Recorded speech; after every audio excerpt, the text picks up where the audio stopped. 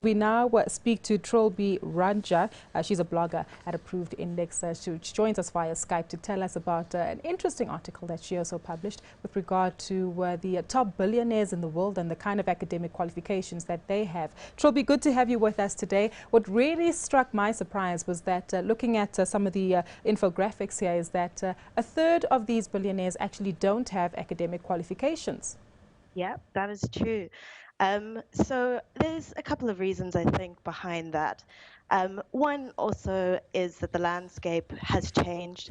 So we're talking about current billionaires, not, so a lot of them are older, they could be 68, and perhaps there was more of an emphasis of making it on your own and you didn't need to study as much. Of course, we've got younger billionaires like Mark Zuckerberg, and he dropped out of Harvard. But I think that, it's really down to a skill set and having that intelligence. If Mark Zuckerberg did, in fact, finish his degree, I think we could safely say he would have aced it. Well, that's quite certain.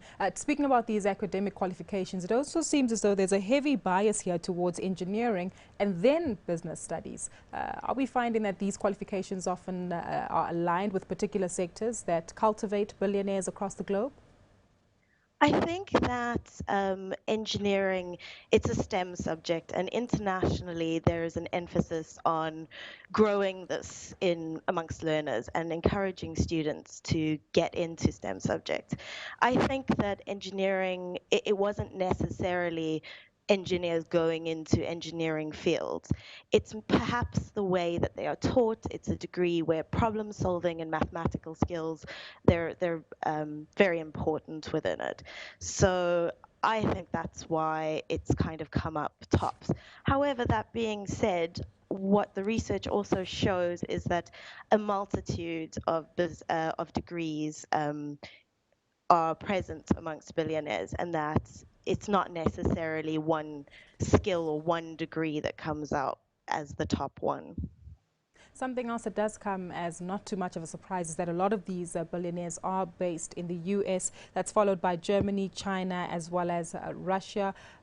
From your perspective, Trilby, clearly it does show that developed economies and those who have the particular vessels and strength to cultivate entrepreneurship are the ones who potentially develop a lot more billionaires than any other nation elsewhere. Sure, definitely.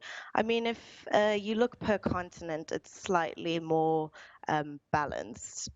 So Europe and America, Europe is not that far behind America. However, I think Asia and a lot of the less developed countries there have a lot of billionaires. So I think infrastructure and support systems are really important because that fires entrepreneurship.